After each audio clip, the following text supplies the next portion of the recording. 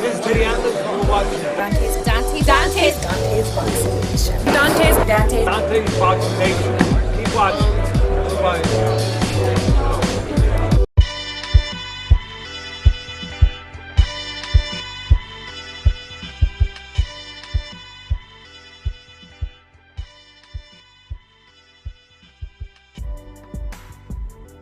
Dante's Boxing Nation, what's going on, guys? So last week, Teddy Atlas, he broke a lot of boxing fans' heart when he revealed his pound-for-pound list, and one fighter in particular was not on that list, and that's, of course, Gennady Golovkin.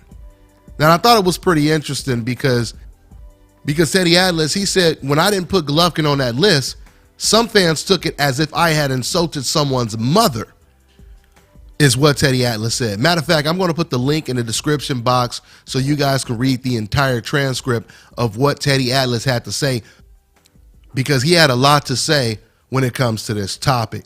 Now, the first thing I want to tell you guys when it comes to me personally is I didn't get to read this entire article till just like now.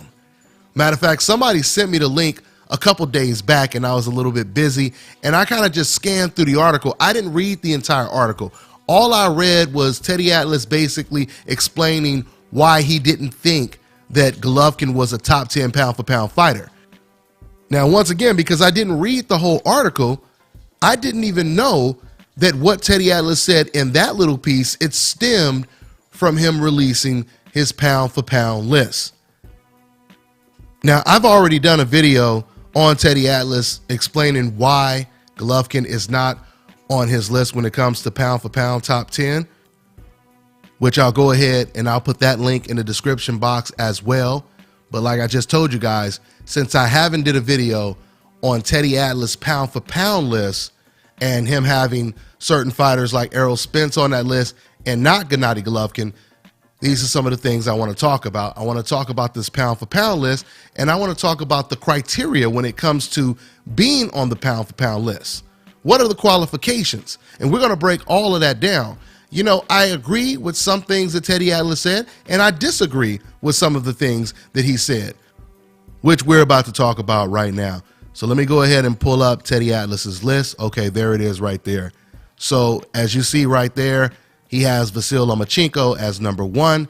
Then he has Crawford, Andre Ward, Keith Thurman, Kovalev, Roman Gonzalez, Guillermo Rigondeaux, Canelo Alvarez, Manny Pacquiao, and Errol Spence at number 10. Now, the biggest dispute by many boxing fans is the fact that Teddy, he has Errol Spence on this list and not Gennady Golovkin. Now, this is where I do disagree with Teddy Atlas. Now, despite the fact that Errol Spence, no doubt he looks like the future, he looks like the most well-rounded, complete welterweight fighter in the world. Matter of fact, he looks like one of the most well-rounded fighters in boxing, period. Despite all of that, regardless how talented Errol Spence is, he's not a pound-for-pound top 10 fighter yet because he does not have the names on his resume. Once again, he may be the most complete fighter out there. And I would pick him to be any welterweight today, any welterweight. But he has to prove it. He has to prove how good he is. We can't just go off of what we think. Actions speak louder than words, right? So I disagree with Teddy when he said that. Now, I do agree with Teddy when he says that Errol Spence is far more talented. He's far more gifted than a Gennady Golovkin. He's more well-rounded than a Gennady Golovkin. And I think if all of us were to answer this question in our hearts, not something that you're going to type on the internet or something you may say out loud, but if all of us were answering this question that I'm about to ask you right now in your heart, which is if Errol Spence and Gennady Golovkin were naturally in the exact same weight class, which means we already know Errol Spence is one of the hardest punchers, if not the hardest puncher at welterweight. We know that Golovkin is the hardest puncher at the middleweight division. You put both of these guys in the exact same weight class, and you had to lean towards one of these guys. Like, let's just say someone put a gun to your head and they force you to bet on this fight, and you got a whole lot of money on this, right? You stand to lose everything if you're wrong. I'm pretty sure the majority of boxing fans, regardless, you could be a racist fan, it doesn't even matter. Deep down in your heart, I believe the majority of boxing fans, they would lean towards Errol Spence if Errol Spence and Gennady Golovkin were to face each other at the exact same weight. No one having a size advantage or a natural weight advantage. Okay? With that being said, this is why I tell you I agree with Teddy Atlas to a certain extent. Because if we're being honest and we're not sugarcoating this and we're not trying to be biased, to me, there's no doubt about it, Errol Spence is far more complete of a fighter than Gennady Golovkin. One more time, I think even racist fans who hate blacks, deep down, they would have to admit that that logically makes sense. So if I can tell you that Vasyl Lomachenko is more well-rounded than a Roman Gonzalez or a Gennady Golovkin, and that doesn't upset you, then it shouldn't upset you if I tell you that Errol Spence is more well-rounded than Gennady Golovkin. You feel me? Now, when it comes to Vasyl Lomachenko being number one on Atlas' list, I don't agree with that either, but you can make an argument. You can make a strong argument that Vasyl Lomachenko is top 3 pound for pound in the world. No doubt about it. With that being said, Teddy Atlas, he explained, and once again, I'll put the link in the description box because you guys really should read everything that he actually said in this piece. But Teddy Atlas, his criteria is a lot different, or a little different than mine when it comes to qualifications for being on this pound for pound list.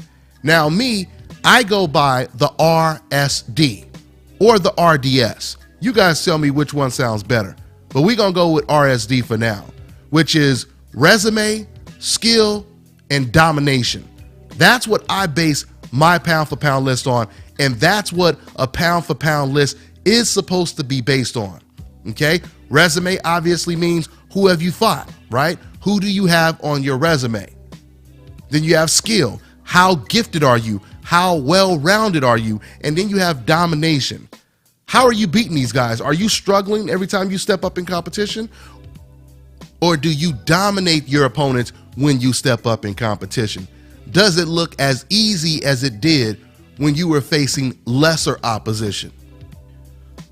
I think Roman Gonzalez is a perfect example. When Roman Gonzalez stepped up in competition, he faced Carlos Cedras, who's not pound for pound one of the best fighters in the world, but he was just a step up in competition. He was an undefeated fighter at a higher weight class. How did Roman Gonzalez do against a better opponent? He struggled against him, didn't he? That's where the domination factor comes in. Now let me give you some contrast. When it comes to Gervonta Tank Davis, he took a huge leap in competition, a step up, I should say. And when he was facing the undefeated Jose Pedraza, the majority of boxing fans were actually picking Pedraza to beat Gervonta. And Gervonta made it look easy. Gervonta was able to do to Jose Pedraza exactly what he did to lesser opposition that we all expected him to beat. That is, once again, the domination factor. Now, when it comes to Gennady Golovkin, he may not be as technically skilled and sound as Vasyl Lomachenko or an Errol Spence, but he definitely does have the skill factor, okay? So he meets the criteria for skill.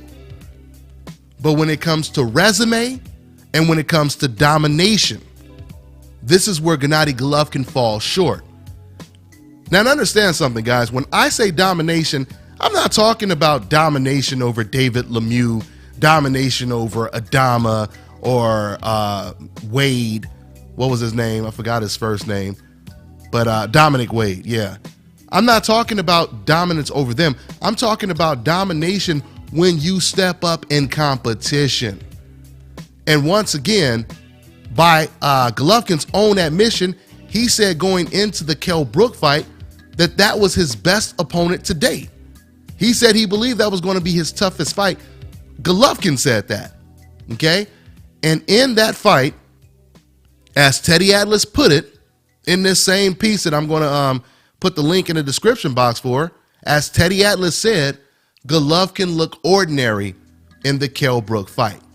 Now, what also was interesting is Teddy Atlas, he also said, now, I don't know, maybe he was sick when he fought against Kell Brook, but he looked very ordinary in that fight. And then he said, but it doesn't matter, sick or not sick, he looked very ordinary. And what I find interesting is Teddy Atlas, with him saying that Golovkin, maybe he was sick, he's giving Golovkin the benefit of the doubt. And it turns out that we know that Golovkin wasn't sick because Golovkin and his own trainer, they said no, it was nothing wrong with Golovkin at all. They attributed all of this to who? To Kell Brook. They basically just said, hey man, the guy was just very athletic and we expected it to be tough going in the early rounds. This is what Abel Sanchez said, okay? So that completely debunks and shuts down any notion of Golovkin possibly being sick. So with that being said, once again, this is what I mean when I say domination. That was not domination. You're not supposed to look ordinary when you go up against a welterweight and you're considered the strongest middleweight in the world. Now, once again, since we've been comparing Golovkin to Errol Spence, I want to ask you guys this question. If Errol Spence was a natural middleweight, do you think he would have allowed Kell Brook to make him look ordinary? Once again, that is a rhetorical question. I think we all know the answer.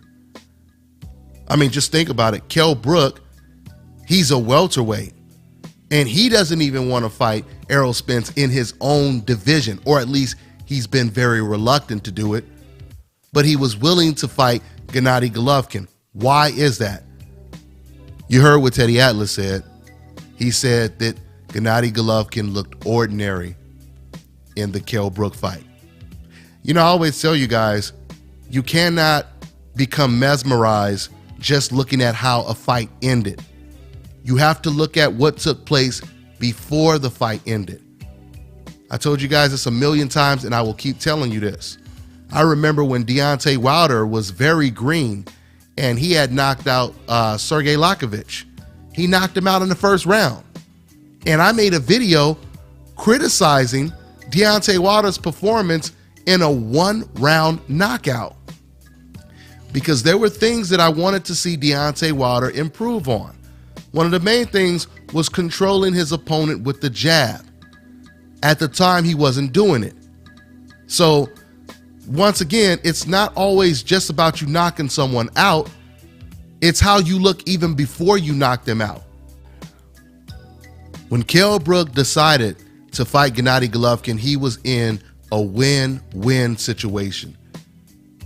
They allowed Kell Brook to keep his welterweight title, so even if he lost to Golovkin, he was still the welterweight champion of the world. If he were to lose to Gennady Golovkin, people could say, so what, man? You lost to a middleweight. Not only a middleweight, but the strongest and the best middleweight in the world. You had to jump up 2 weight classes, right? So he was in a win-win situation. This is why he jumped at the opportunity to fight a much bigger, much stronger Golovkin than an Errol Spence. There hasn't been any fight where Errol Spence has looked like a flawed fighter. There have been fights with Gennady Golovkin where he did look flawed, okay? There are fights where he looked vulnerable. And you would be a fool if you don't think other professional boxers are paying attention to a fighter's flaws. And that is the reason, one more time, that is the reason why Kell Brook, he rushed to fight a Gennady Golovkin over an Errol Spence. Now, this is not to suggest that Golovkin is not skilled, because I already told you he does have the skill factor when it comes to my criteria for being pound for pound one of the best fighters in the world. There's no doubt about it. Gennady Golovkin is a very skilled fighter, and he is the best middleweight in the world. He has an unbelievable jab. He's great at cutting off the ring. He puts his combinations together very well. He's very accurate with his punches. But with that being said, if you're comparing him to other fighters, and this is exactly what Teddy Atlas said, by the way.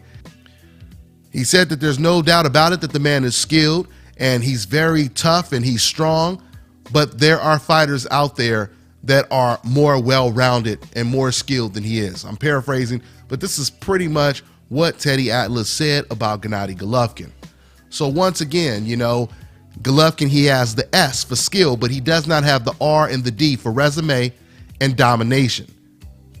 Now, when it comes to Teddy Atlas putting Vasyl Lomachenko at number 1, I told you guys earlier in this video, I disagree with that assessment, and the reason why is because when it comes to Lomachenko, now his situation is a little bit different than Gennady Golovkin, because when it comes to Vasyl Lomachenko, he meets the full criteria when it comes to being pound for pound, top 5, top 3, one of the best fighters in the world. He has resume, he has skill, and he has domination, or he has displayed domination in his fights, in his recent fights.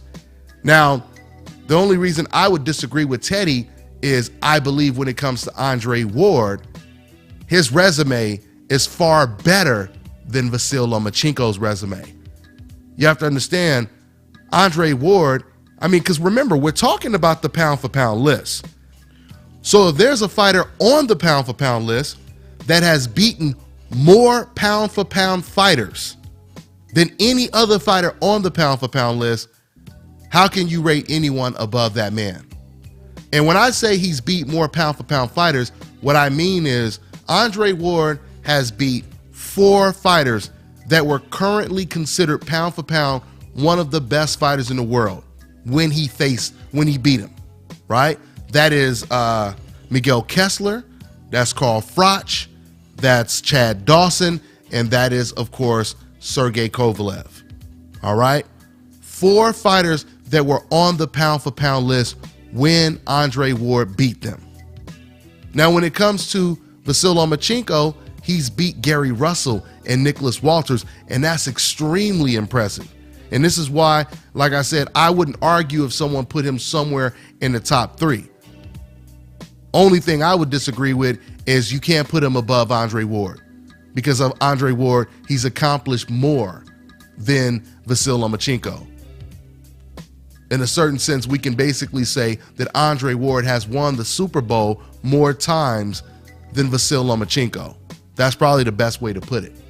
So, you know, once again, when it comes to this pound for pound list, of course, a lot of this is very subjective, but at the same time, sometimes a fighter comes along who separates himself from everyone else to where he's the undisputed pound for pound best fighter in the world. And I believe Floyd Mayweather, not I believe, we all know that Floyd Mayweather, he did that.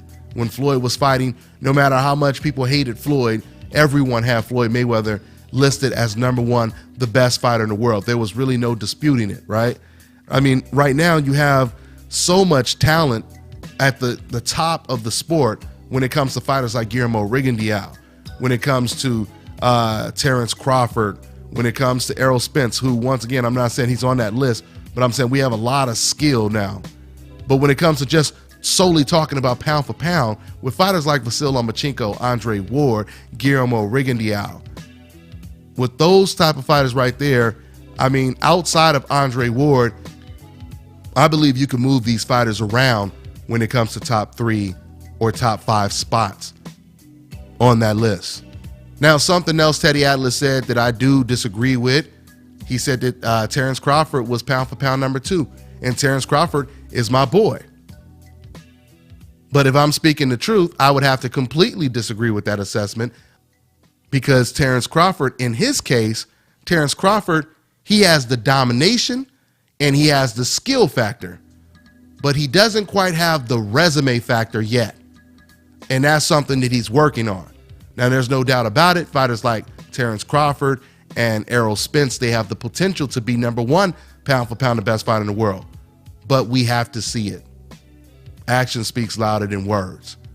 So, you know, Teddy Atlas, I truly believe that he bases his pound for pound list more on skill.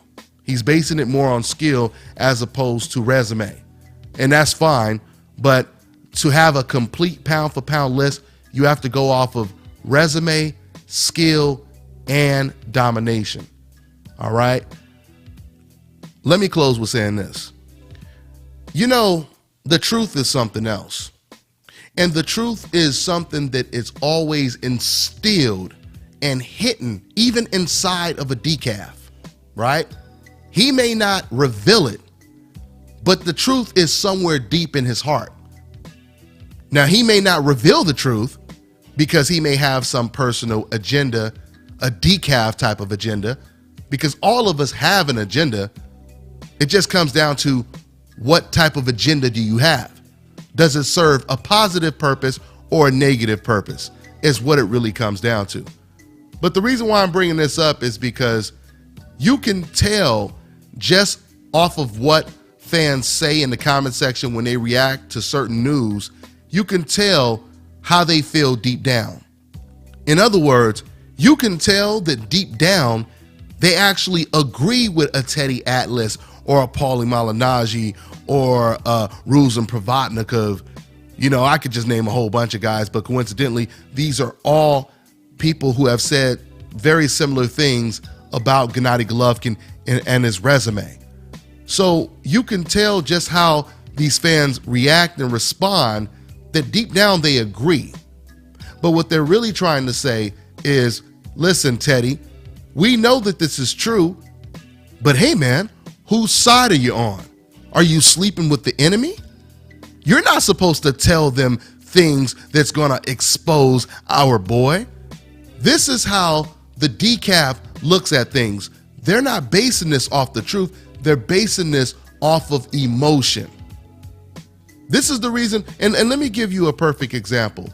Okay, so when I did this video, when I did the first video talking about Teddy Atlas and what he had to say about Golovkin not being on this list, I noticed you had some people in the comment section, their comments was real vague, like Teddy Atlas is just hating on Gennady Golovkin.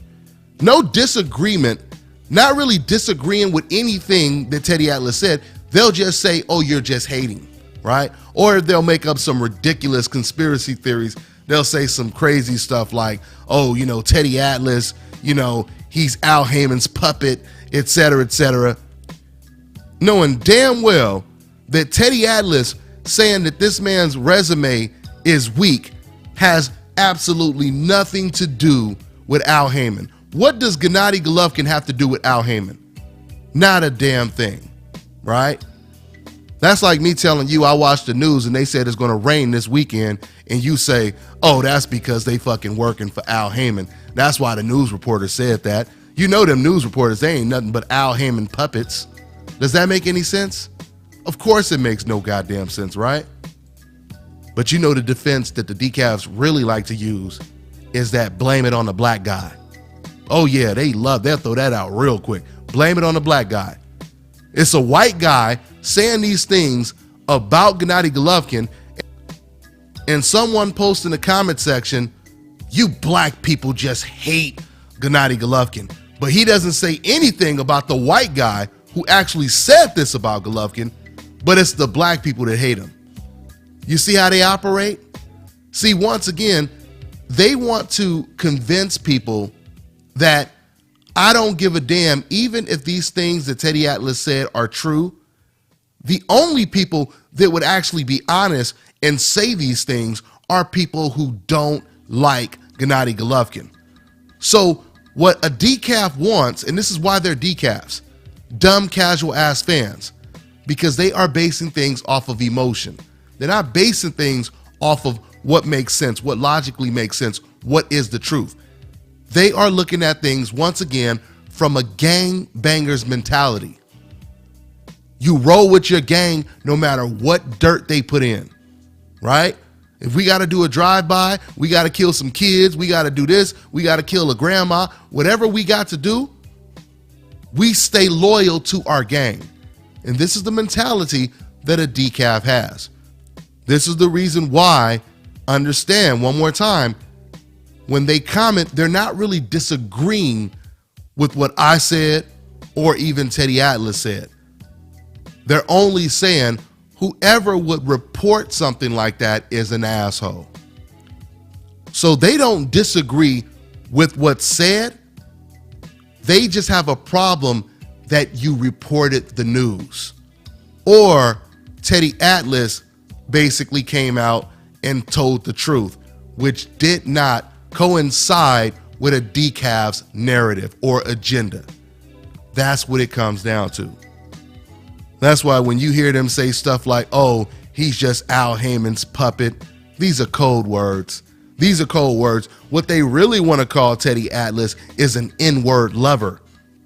Because once again, for them, this is not about speaking the whole truth. This is about loyalty to them. That's all this is about. It is about loyalty. You know, I'll close with saying this, and I know I said I'll close a minute ago, but I'm really going to close with this. One of my neighbors, Filipino guy, real cool cat. And, you know, I told him what I did a while ago. And I remember this was before the Pacquiao-Mayweather fight. I was telling him, you know, this was around the time that Manny Pacquiao was having tax issues where he supposedly owed a whole lot of money. And he didn't know about that. So I basically told him about it. And since he knew that I reported boxing, you know what he said to me? He said, oh, well, don't tell people that. He said, no, don't tell people that. You see what I'm saying? He was basically saying he knows that it's true because I just told him it's true. But he was like, okay, even if it is true, can you please not report that? This is exactly what these decafs on the internet, and I'm not calling my neighbor a decaf, but I'm saying this is exactly how these emotionally attached fans, they see things like that. A lot of these decafs, if they ever met Teddy Atlas, deep down, they would like to say to him, hey, Teddy, come on, bro. We know that what you're saying is true, but don't tell the world that, because we need to stick together, Teddy. This is how they feel deep down. Okay? So I'm gonna go ahead and end this video. We're about 27 minutes in. So that's pretty much all I got for now, guys. I'm on to the next one. This is Bobby, and you're watching Dante's Boxing Nation.